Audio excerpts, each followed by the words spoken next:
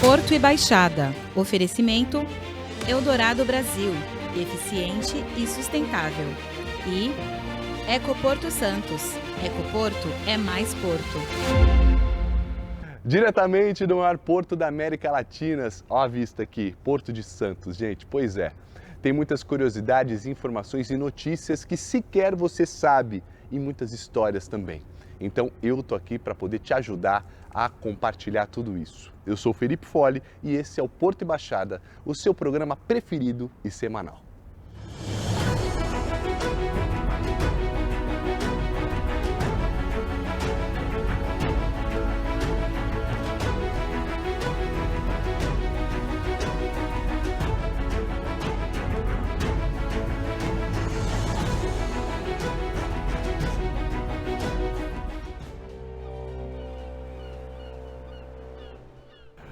O Porto de Santos viveu uma semana diferente, cheia de arte, cultura e muitos debates importantes.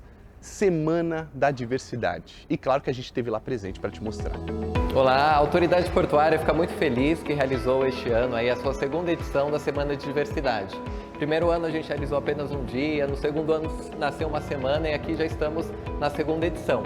O que aconteceu aí durante essa semana, né? A gente teve palestra com alguns especialistas, tratando sobre cotas raciais, inclusive estamos com um concurso público aí em andamento, temos um concurso aí com 20% de vagas aí destinadas às pessoas negras, temos aqui a exposição Elas no Porto, que continua até o final desse mês aqui de maio, fica aí o convite para virem ao Museu do Porto e ver nossa exposição.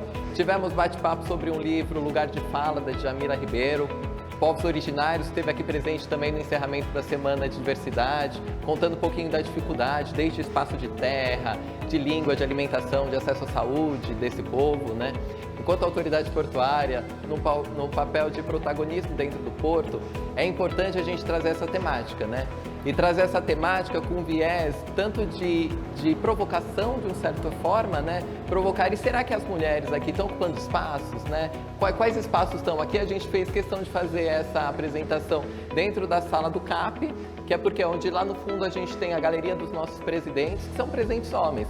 Naturalmente, quem sempre ocupou o papel de poder dentro da sociedade brasileira são os homens, mas até quando isso, né? Hoje a gente já vê muitas ministras mulheres, né? A minha empresa onde eu trabalho, a Agência Terminais, iniciou o projeto de incluir mulheres na operação. Aí eu dei início a esse projeto, fui a primeira mulher na operação. Vou fazer 2 anos agora, dia 1º de agosto. Adoro, sempre fui apaixonada pela área operacional, onde eu só trabalhei na parte de RH. E eu tenho só a agradecer pelo aprendizado, o vivamento de estar fazendo parte desse time de mulheres na parte do porto. E eu só tenho a agradecer. Será que eu, enquanto pessoa, quando eu estou numa posição de poder ou quando eu vou numa reunião muito importante, será que eu olho para o meu redor? Quantas mulheres estão? Quantos negros, né? Essa reflexão sobre como estamos, onde queremos chegar, acho que é muito importante. Quando se fala em cultura, já abrange o conhecimento tradicional, a educação tradicional, tem arte, guarani, grafismo, pintura, culinária. Então, esses conhecimentos que nós falamos a cultura guarani. Então, não especificamos assim, não separamos, a cultura está ligada em vários temas, né? Essa importância da cultura guarani, preservação da cultura nossa, hoje tem que ser respeitada e valorizada, né? Pelo povo não indígena, para conhecer melhor nossa tradição cultural, né? Esse debate é muito importante para que a gente aprenda a respeitar e valorizar as pessoas como elas são. Respeitar a diversidade, respeitar o gênero, a sexualidade, a cor da pele da pessoa, a idade dela, ou seja, respeitar caso ela tenha uma deficiência, respeitar as pessoas de qualquer forma, indiferente da condição dela. A gente vai estar ouvindo as pessoas podendo falar, né, na primeira pessoa as coisas que elas vivenciaram, né, na vida, na empresa, dentro de casa, na rua, enfim. Já que, né, quem não vive não tem muita clareza, né, do que é estar na pele né, de uma pessoa LGBT, de uma pessoa PCD. E aí foi o que a autoridade portuária buscou trazendo esse evento. E fica aí o convite, quem não pôde vir esse ano que vem teremos mais.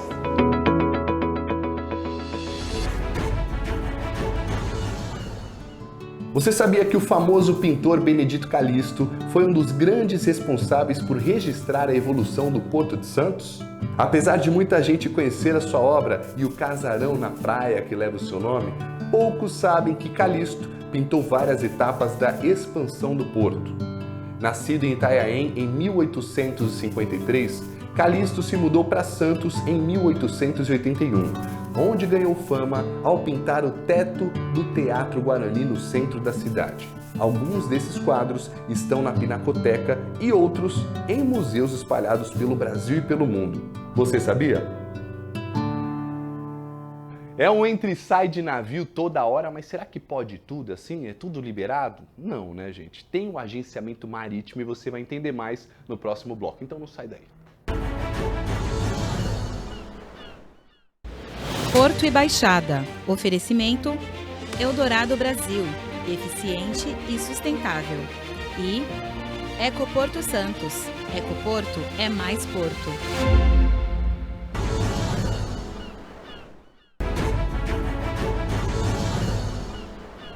Foi anunciado recentemente que o canal de navegação do Porto de Santos deve ir a leilão em 2025. O modelo adotado deve ser o de concessão com parceria público-privada, com contrato de 25 anos para gestão e exploração. Isso inclui a dragagem de aprofundamento e a manutenção para pelo menos 17 metros. A Autoridade Portuária de Santos já havia anunciado esse ano que fará a obra de dragagem, que deve ser executada até o final de 2024. A partir do leilão, a responsabilidade passa a ser de quem vencer a concessão. O Porto e Baixada, claro, vai ficar de olho nessa notícia para você ir acompanhando cada etapa. É só ficar ligado com a gente, hein?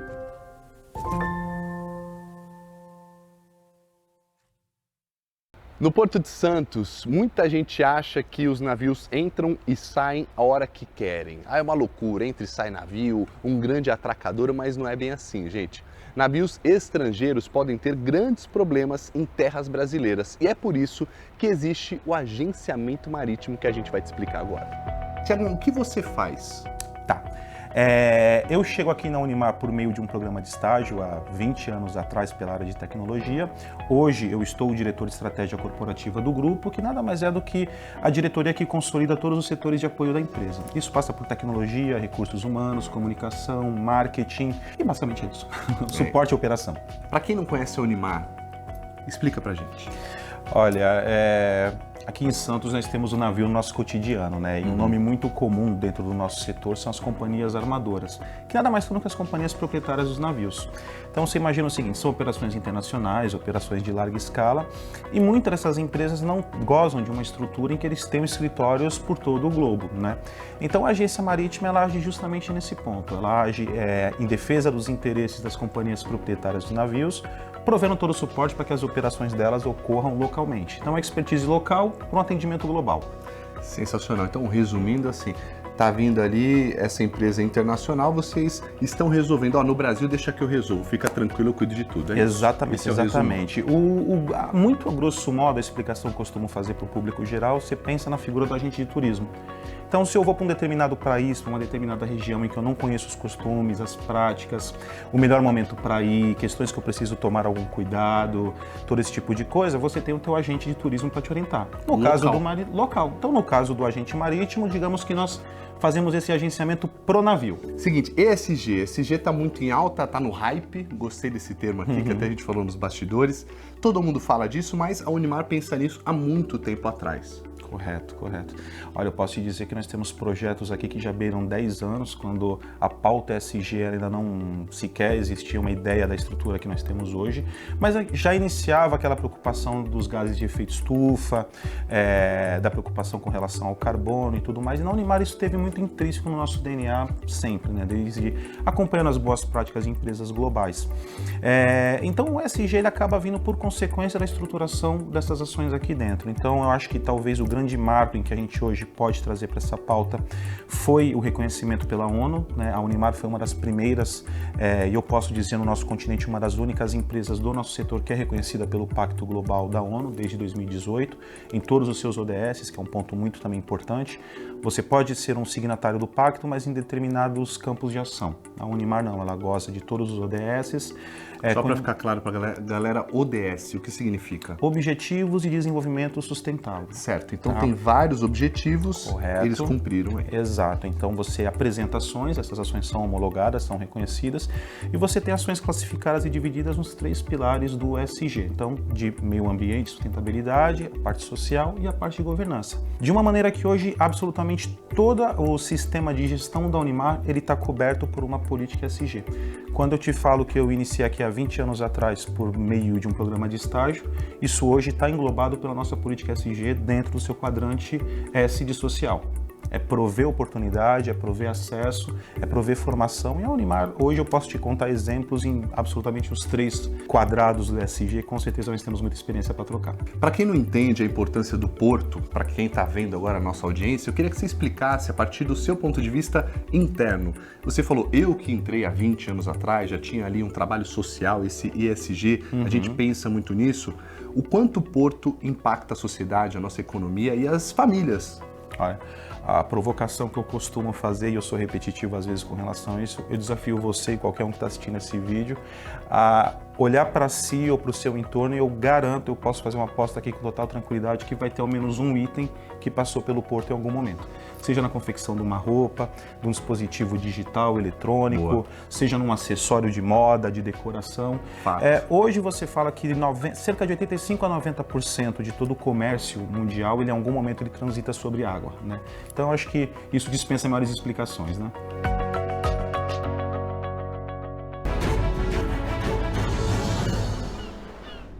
O Porto de Santos registrou novo movimento recorde até o mês de abril. Os grandes responsáveis por isso foram açúcar e o café, uma movimentação de 13,5% maior do que a registrada nos primeiros 4 meses do ano passado. Isso equivale a 57 milhões de toneladas. O destaque foram os embarques de açúcar para o exterior, que somaram mais de 7 milhões de toneladas. O café atingiu mais de 800 mil toneladas, sendo mais de 220 mil somente no mês de abril. Aquele bom e gostoso cafezinho de todos os dias também está fazendo muita diferença na nossa balança comercial, não é mesmo?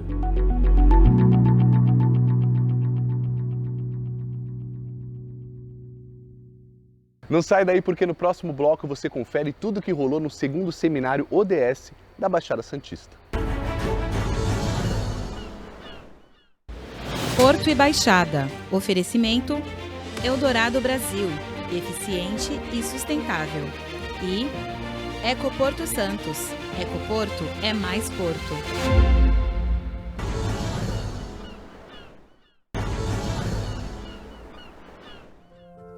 Hoje a gente vai contar um pouquinho sobre a história desse lugar, o Outeiro de Santa Catarina. E contar a história desse lugar é contar também a história de Santos. Por quê? Porque a cidade nasce exatamente nesse local. A Vila de Santos nasce aqui. Toda essa região era sesmaria pertencente a Brás Cubas, que havia recebido de Martim Afonso, donatário da capitania de São Vicente. E é neste local em que Brás Cubas começa a construir as primeiras casas de residência, não só a dele, quanto as dos colonos que vêm com ele para cá. E reconhecendo a geografia do local, o porto da Vila de São Vicente era na ponta da praia. Então, Brás Cubas, quando ele vem e reconhece a geografia do local, ele percebe que o porto deveria ficar nesta região por ser um lugar mais abrigado das intempéries do mar aberto. Então aqui ele constrói as primeiras casas, os colonos que vêm com ele também constroem suas casas aqui, e aqui nasce também a primeira casa de acolhimento Pio, a primeira Santa Casa então neste local, juntamente com as primeiras casas da vila. Por que o Outeiro de Santa Catarina? Porque este morro era um morro muito grande, sobraram somente essas duas rochas, mas este era um morro bastante alto e ao sopé desse morro é que foram construídas as primeiras casas.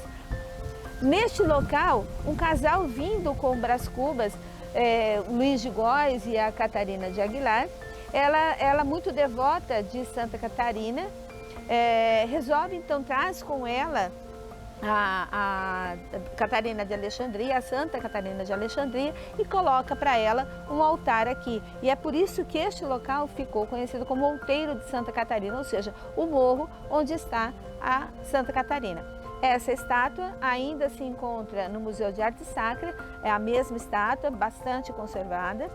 E aí ela fica, né, a cidade, a vila nasce aqui já sobre os pés do outeiro de Santa Catarina. Posteriormente, essa santinha depois ela é julgada durante a invasão do Thomas Cavendish à Vila de Santos, que arremessa a santa para a praia, resgatada anos depois pelos escravizados dos jesuítas e recomposta no seu altar, desta vez no alto do outeiro. Esse outeiro ele é devastado todinho durante o século XIX para o calçamento das ruas. Restaram então somente essas duas rochas que então o médico doutor João Éboli, ele italiano, vem para cá e constrói sua casa, então, nessas duas pedras remanescentes do outeiro de Santa Catarina. Então, este local é a célula máter da cidade de Santos.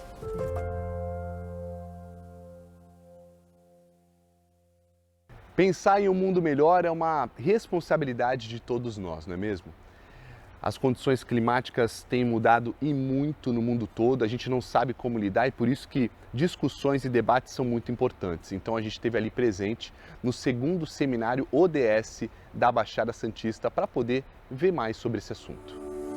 Um apelo global para a ação de medidas que acabem com a pobreza, protejam o meio ambiente e o clima, sempre tentando garantir a paz e a prosperidade para todas as pessoas. Esses são os Objetivos de Desenvolvimento Sustentável, ODS, propostos pela Organização das Nações Unidas, a ONU. São 17 objetivos que abrangem temas como educação, saúde, inovação, produção e consumo responsáveis, a vida na água e nas matas, saneamento e muitos outros objetivos. No ano passado, Santos sediou o primeiro seminário ODS da Baixada Santista. E essa semana aconteceu a segunda edição. Olha, o tema é fundamental, ele está no cotidiano de todos nós. A temática ambiental já é por si só um tema que ocupa muitas discussões, muitas preocupações. Os últimos episódios no sul do país mostram como nós temos que tomar medidas preventivas para evitar males maiores, a necessidade de que o meio ambiente ganhe um espectro estratégico para todas as pessoas. Na verdade, eventos como esses, eles devem e precisam acontecer sempre. São os fóruns que a gente precisa ter, não para encontrar responsáveis e não para aplicar ações totalmente inaplicáveis, mas é o momento que a gente tem, é o hoje que a gente tem para lidar com os eventos extremos que a gente está acontecendo agora, batendo na nossa porta. Bom, a importância totalmente, né, não tem o que se falar. A gente está aí com um quadro, né, no Rio Grande do Sul, outro aí lá na Califórnia, no Havaí, enfim, a gente está tendo várias catástrofes que estão sinalizando que o planeta não suporta mais. Então, todo tipo de ação, principalmente esta daqui de conscientização, porque o ser humano tem que ser conscientizado que a gente não tem um planeta B. Nós temos este planeta e nós temos que cuidar dele. Então, são soluções como essa daqui, eventos como esse, atitudes que vão levar a informação às pessoas para que elas se conscientizem de que há necessidade de mudar. A gente tem que mudar, levando soluções como energia, tratando da água, fazendo reuso da água e outras ações que vão impactar no meio ambiente. Olha, essa iniciativa da Faculdade Unisantos, da Universidade, em parceria com a GEM e todos os demais parceiros aqui, é importantíssimo, porque envolve os 9 municípios da Baixada Santista, seus técnicos, e cada município vem apresentar uma solução regional, né, para que a nossa região possa dar um passo à frente em relação às soluções ambientais e também às políticas públicas aqui de sustentabilidade na Baixada Santista. Olha, na verdade eu vejo como muito importante, porque qual é o tema principal? Qual é a maior relevância? A população.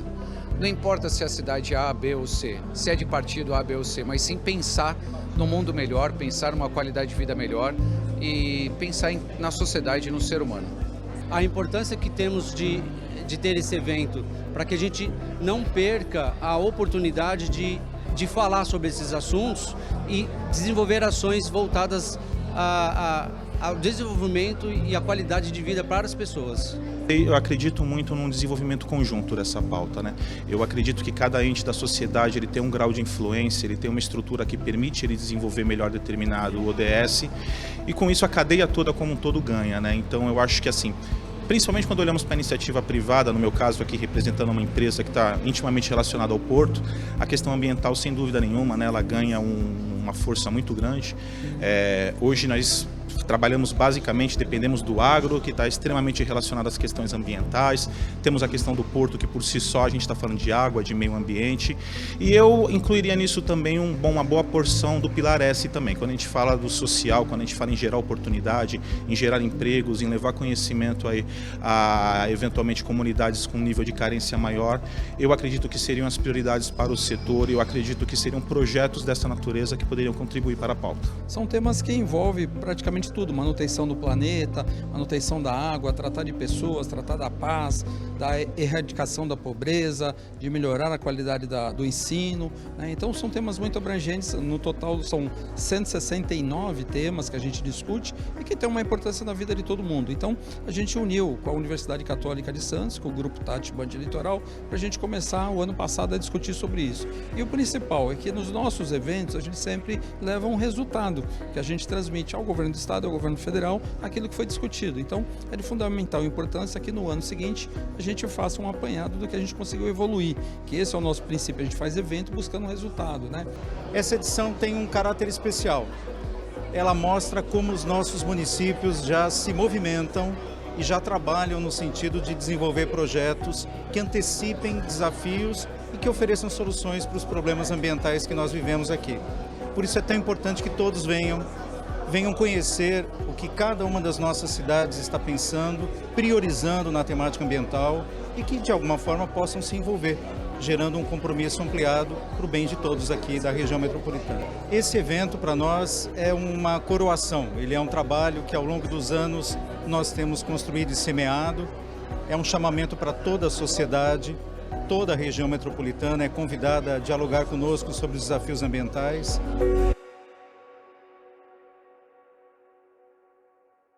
Espero que você tenha gostado do nosso Porto e Baixada. Se perdeu algum detalhe do programa, corre no nosso canal do YouTube, beleza? Aí já sugere alguma coisa. Eu conheço alguém que trabalha no Porto. Sugere uma pauta, um terminal. Que assunto que você tem dúvida? O que você gostaria de saber sobre o maior porto da América Latina? A gente está vendo tudo e acompanhando para fazer esse programa cada vez melhor para você. Fechado? Até sábado que vem e até a próxima.